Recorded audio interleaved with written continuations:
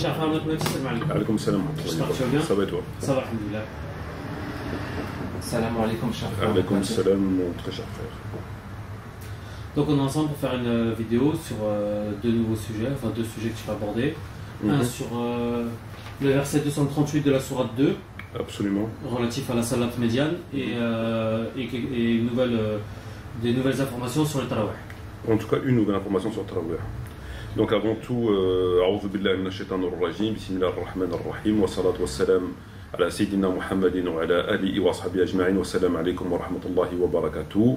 Salam à vous frères et sœurs et le bonjour aux éventuels non-musulmans qui écouteraient cette présente vidéo. Alors, donc comme tu l'as dit Ramzi, on va aborder deux sujets. Le sujet de la sourate 2, verset 238, et le sujet, encore une fois, de Tarawih.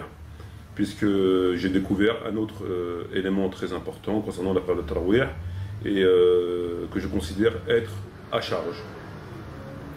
Alors on va évoquer le sujet le plus long, parce que Tarawih ça va être assez rapide, de la sourate 2, verset 238. Donc qu'est-ce que le verset 2 de la sourate 238? Lorsque je prends le Coran et que je l'ouvre donc au verset 2 238, qu'est-ce qu'on lit? On lit Hafidhu ala salat wa salat wusta wa qumu lillahi qanitin. Donc je répète, Hafidhu ala salat wa salat wusta wa qumu lillahi qanitin. Voici le verset 238 de la sourate 2. Alors, il y a un problème au niveau de la sunna par rapport à ce verset. Quel est le problème? Le problème est le suivant. Lorsqu'on prend, on va commencer par le Muwatta de l'imam Malik, et on va prendre, donc je présente le livre ici, le Muwatta de l'imam Malik, on prend au chapitre de la prière de l'Asr, d'accord? Donc je vous montre les pages ici. On trouve un hadith qui est fort intéressant et fort aussi inquiétant. Pourquoi? Donc je vais lire en français. D'après Younous, le servant de Aïcha, radhiyallahu anha, a dit: Aïcha m'a ordonné de lui transcrire un mushaf, une copie du Coran. Et elle m'a dit: quand tu arrives à ce verset, soyez assidus aux prières et à la prière du milieu du jour, tenez-vous debout pour prier Allah avec piété. Donc ça c'est le verset qu'on vient de lire. Mot pour mot c'est la même traduction, d'accord? Donc elle lui dit: dès que tu arrives à ce verset, fais-moi le savoir. Quand je suis arrivé à ce verset, que j'en ai informé Aïcha, elle m'a dit, et elle m'a dicté: soyez assidus aux prières, à la prière du milieu du jour et la prière de l'Asr, tenez-vous debout devant Allah en toute piété. Donc en fait, pour résumer, Aïcha elle a demandé à Younous, donc son servant, de lui transcrire un mushaf. Et elle m'a dit: dès que tu arrives à ce verset, donc le verset 2 de la sourate 2 de verset 238, dès que tu arrives à ça, tu me le dis. Donc lui il l'a transcrit, dès qu'il arrive à ça, elle a modifié. Elle n'a pas mis le verset comme nous on a, elle a mis, donc en arabe, Hafidhu ala salat wa salat wusta wa salat al-asr wa qumu lillahi qanitin. Donc en fait, elle a rajouté wa salat al-asr. Donc le verset initial, comme on vient de le lire, c'est Hafidhu ala salat wa salat wusta wa qumu lillahi qanitin. Ça c'est le verset qu'on a dans le Coran aujourd'hui. Et elle a changé ce verset, elle a dit, elle a mis Hafidhu ala salat wa salat wusta, donc là, jusque là pas de problème, et elle a mis wa salat al-asr. Donc elle a introduit wa salat al-asr, et ensuite on trouve le reste, wa qumu lillahi qanitin. Donc elle a rajouté, elle, dans son mushaf, les termes wa salat al-asr. Voilà ce qu'on trouve dans Al-Muwatta de l'imam Malik. Donc d'après l'imam Malik, et pas que d'après lui, d'après d'autres rapporteurs, le verset que nous on a n'est pas identique avec le mushaf de Aïcha radhiyallahu anha, qui elle a rajouté le mot wa salat al-asr. D'accord? Donc ça c'est rapporté par l'imam Malik. Cependant, on a, si on prend le kitab al-Masahif, donc le livre des feuillets de Ibn Abi Daoud, lui-même rapporte dans son livre, dans le chapitre al-Masahif Aïcha, donc les feuillets de Aïcha, il rapporte 8 récits. Donc je montre ici des récits, donc là et là. Donc il rapporte lui-même 8 récits identiques, absolument identiques à ce qu'on vient de lire. Pareil, avec des chaînes de transmission différentes. Mais il rapporte exactement la même chose. D'accord? Est-ce que vous avez bien compris? Oui. Voilà. Donc, il rapporte exactement la même chose. Alors, il y a un problème qui se pose, c'est que, déjà, par rapport au Coran,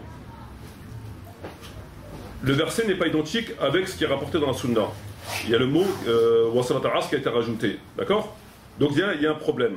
Comment ça se fait que ce mot-là n'est pas dans le Coran? Est-ce qu'il n'a jamais été? Est-ce qu'il a été enlevé? On ne sait pas. D'accord? En tout cas, c'est pas pareil. Et là, on rencontre un problème plus intriguant lorsqu'on prend Sunan Nisa'i. S'il vous plaît. Vous pouvez m'attendre de voir, j'arrive. Sunan Nisa'i. D'accord? Voilà. Lorsqu'on trouve Sunan Nisa'i et qu'on ouvre dans le chapitre Kitab as-Salat, on trouve exactement le même récit que ce qu'on a vu dans le Mashaf de Ibn Abu Daoud et dans le Muwatta. Cependant, qu'est-ce qu'on trouve? Donc Aïcha a dit, donc le même récit, lorsque tu arrives, etc., etc., Hafizur la salat wa salatu wusta, elle dit tu m'appelles. Et donc dès qu'il est arrivé à là, Aïcha radhiyallahu anha, elle a ordonné d'écrire Hafizur la salat wa salatu wusta wa qumu lillahi qanitin. En fin de compte, selon Nisaï, elle n'a rien changé.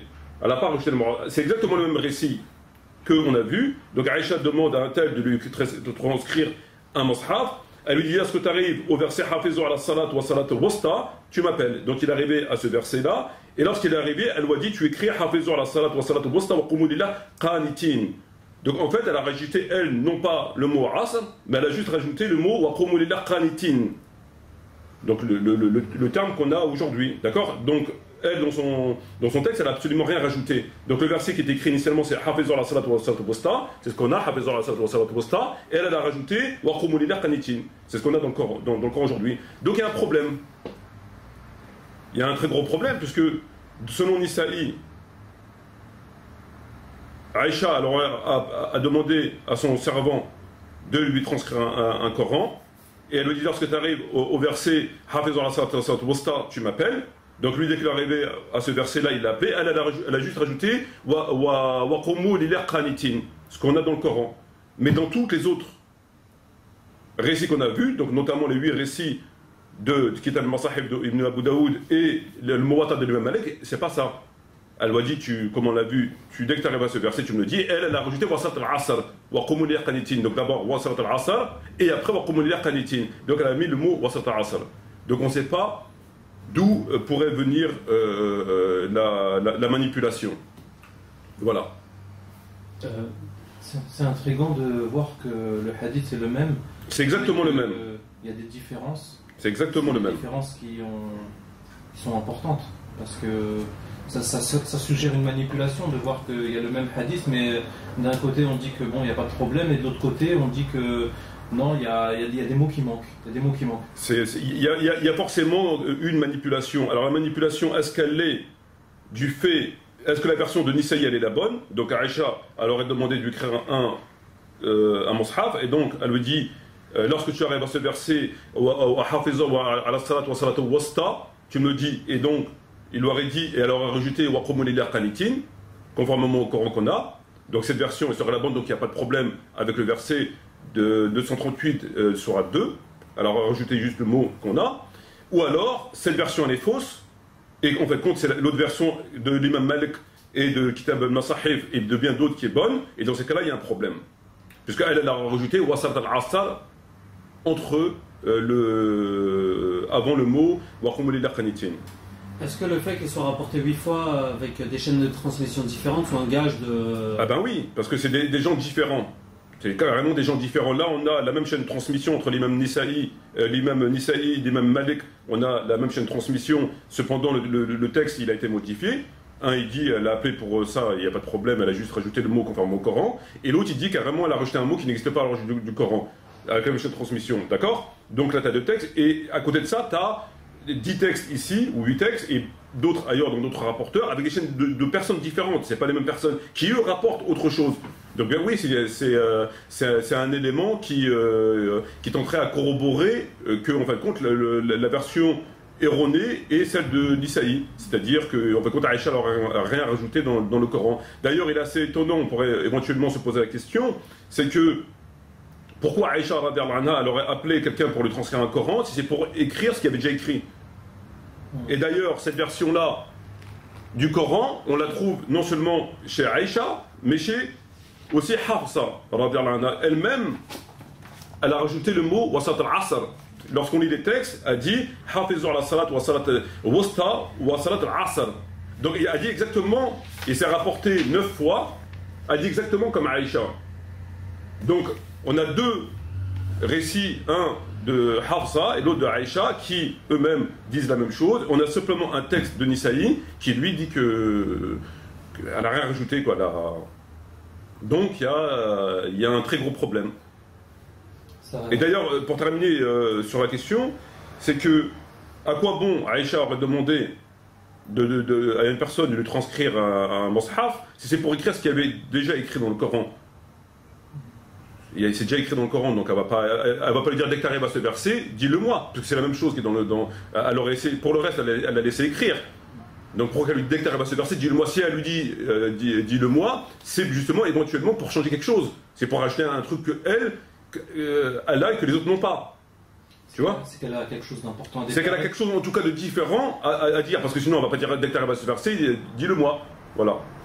En tout cas, là, on est devant une manipulation évidente, pour terminer, c'est que dans le texte de Nisaï, le même récit que ceux qu'on a vus dans le Muwatta, exactement le même récit, où Aïcha dit, lorsque tu arrives à ce verset, dis-le-moi, donc elle va hafizu ala salat wa salat wusta, et dès qu'il lui dit le compagnon, elle a juste rajouté wa qumu lillahi qanitin, c'est tout. Donc conformément à ce qu'on a. Alors que dans les autres, c'est pas du tout ça. Elle a rajouté wa salat al-asr. Et ensuite, qanitin. Donc le mot wasat al-asr n'existe pas à l'heure d'aujourd'hui dans le Coran.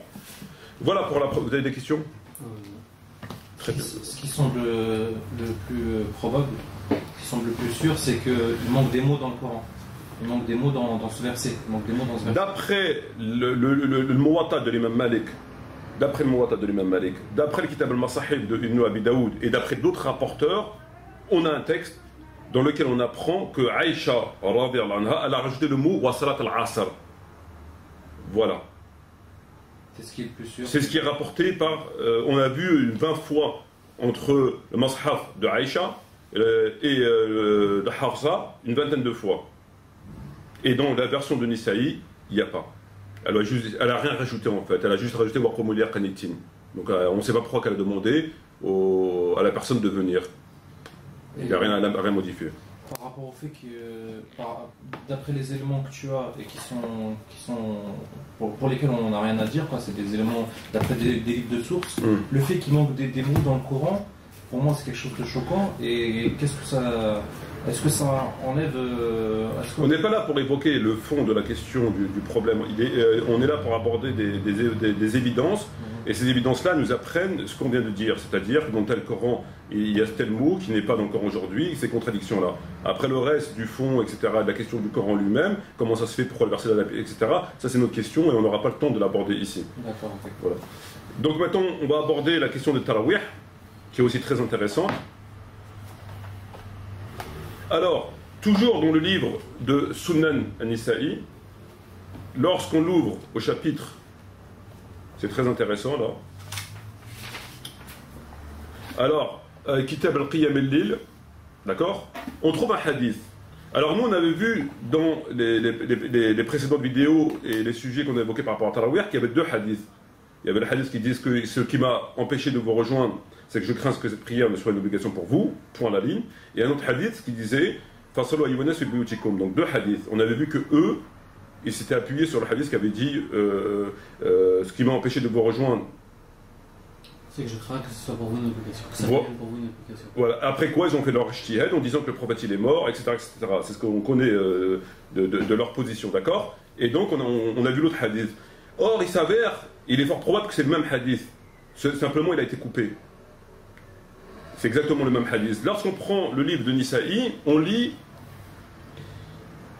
le hadith suivant Mazal bikum alladhi raytu min sun'ikum hatta khashit an yuktaba alaykum walau kutiba alaykum ma qumtu bihi fasalu ayyuhan nas fi buyutikum fa inna afdal salat al-maghrib fi bayti ila salat maktuba. Donc en fait, pour résumer, dans le hadith qui est ici, d'accord, voilà, il est ici, qui est rapporté par Nisaï. C'est exactement le même hadith, simplement eux, ils se sont arrêtés ici. Ils se sont arrêtés au terme là où Kutiba alaykum ma qumtu bihi. Si elle vous était prescrite, vous n'aurez pas pu la faire. Donc eux, ils se sont arrêtés à ce terme-là, et de là, ils ont refait leur ijtihad. Or, la phrase continue. Il n'est pas terminé le hadith. Il dit Fasalu ayyunas fi buyutikum. Donc c'est le même hadith.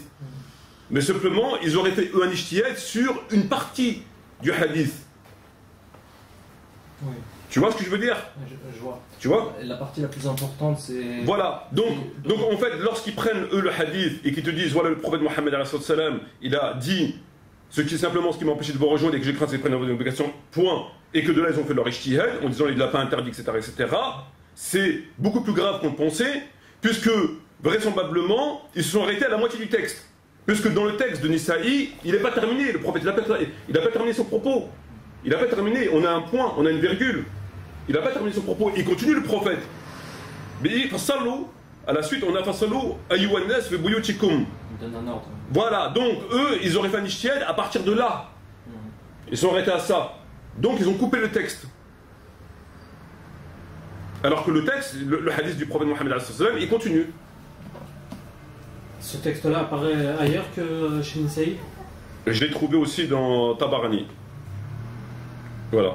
Donc en fait, comment ça se trouve, c'est le même hadith, et qu'au bout du rouleau, eux, ils se sont arrêtés qu'à la moitié du hadith, et de là, ils ont fait leur ijtihad. Ils ont laissé l'autre moitié, la plus importante.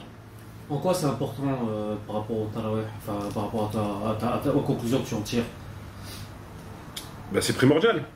Comment ça, en quoi c'est important? Il manque l'ordre du prophète qui dit dorénavant fidèles, priez dans vos demeures. Donc s'il manque cet ordre-là... Quand eux, ils font un ijtihad sur un texte, ils ont fait un ijtihad sur un hadith. Donc leur ijtihad, il est recevable. Il a été contredit par un autre hadith qui vient contrecarrer leur ijtihad, parce qu'il dit priez chez vous. Et ce hadith-là était plus important par rapport aux preuves qui ont été rapportées. Ça, c'est un point. D'accord? Et là, on va encore plus loin, parce qu'en fait compte, on a le même texte, c'est le même texte. Donc tu ne peux pas faire un ijtihad sur la moitié d'un texte. Tu vas pas prendre la moitié d'un verset, le couper et faire un ijtihad sur... moi je ne peux pas faire une réflexion sur la moitié des paroles que tu vas me dire. Tu es obligé de terminer le texte, et quand tu as terminé le texte, tu fais une réflexion sur le texte. Or le texte là, il est coupé. Ils ont pris une partie du texte, alors que le texte continue. Donc ils ont fait un ijtihad sur une partie du texte, et non pas sur l'intégralité du texte. Donc forcément l'ijtihad, il est encore plus erroné que lors des deux textes, de deux hadiths isolés. Et là, on aurait pu penser qu'ils ne l'avaient pas vu, enfin je ne sais pas ce qu'ils ont fait, bon voilà. Alors que là, c'est le même texte, c'est exactement le même texte, mais seulement il a été... voilà. D'accord. Ok. C'est exactement le même texte, comme on a pu le voir. Il dit ce qui m'a empêché de... etc., c'est que je crains que ce soit blocation, point. Et après, le prophète continue. Enfin, solo, voilà. Et là, ils peuvent plus dire que le prophète a dit que ça. Parce que non, il continue. Parce que là, ils prétendaient que c'était le texte intégral. Donc il a dit que ça. Donc nous, on a fait l'ijtihad par rapport à ça. Là, ils ont carrément le texte intégral. Et tu peux pas faire un ijtihad sur un texte partiel. Tu es obligé d'avoir tout le texte. Et là, ils peuvent plus, justement, avancer cet argument-là, ce pseudo-argument-là. Et normalement, ces hadiths-là, ils auraient dû être à leur connaissance. Je pense que c'est des hadiths... Oui, bien sûr, mais ça, après, c'est une question à eux qu'il faut leur demander. Le temps qui nous est imparti arrive à sa fin, malheureusement. Donc je tiens rapidement à dire à un frère chiite qui m'a envoyé un email, qui pense que j'avais traité les chiites égarés. J'ai dit, il a mal compris mon propos, j'avais simplement dit selon ce qu'eux disent les chiites égarés. Donc je parlais de ceux qui passent leur temps à taxer les chiites égarés. Moi je ne rentre pas dans ce conflit à taxer les gens d'égarés ou pas. Et voilà, c'est tout. Sur ce, shukran jazir, wa salam alaikum wa rahmatullahi wa barakatuh, et à bientôt, Inch'Allah.